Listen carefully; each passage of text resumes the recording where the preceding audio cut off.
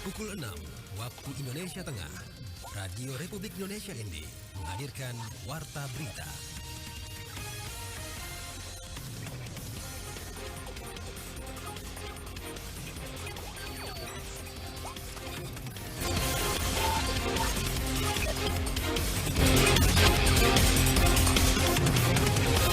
Selamat pagi saudara, Anda kembali mendengarkan Warta Berita Daerah pagi ini, edisi Rabu 24 April 2024, Sari Berita.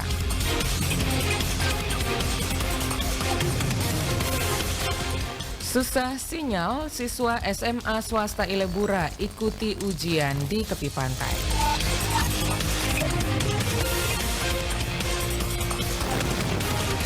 Perkuat hubungan perdagangan antara NTT dan Cina melalui China Canton Fair.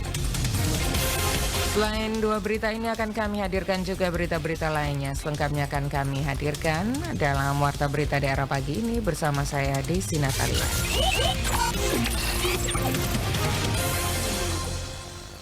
Saudara, kita mulai berita pertama. Pemerintah Kabupaten Flores Timur terus melakukan upaya untuk mengantisipasi blank spot di daerah tersebut. Laporan disampaikan Lady Badin.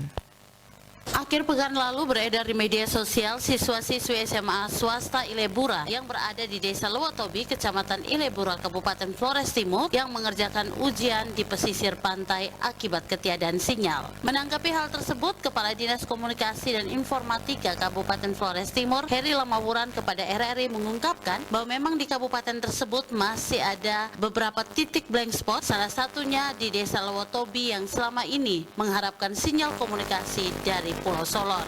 Dirinya mengungkapkan bahwa upaya pihaknya untuk menghadirkan sinyal sebagai jawaban dari aspirasi masyarakat terus dilakukan. Salah satunya dengan mengirimkan proposal pengajuan pembangunan BTS ke Kementerian Kominfo Republik Indonesia hingga menghubungi provider penyedia jaringan telekomunikasi. Flores Timur secara keseluruhan itu masih terdapat 5 titik daerah blank spot. Sedangkan di daerah kemarin yang SMA Ilebura ya kalau nggak salah, memang itu tidak dikatakan blank spot karena mereka dapat sinyal tangkapan itu dari Solor juga dapat. Tetapi untuk mengembangkan pendidikan untuk anak-anak sekolah, kami dari Kominfo juga selalu melakukan koordinasi kepada Kementerian Kominfo, baik melalui sistem reguler dan juga kita melalui non reguler, itu melalui pendekatan kita, koordinasi kita dengan operator seluler yang ada.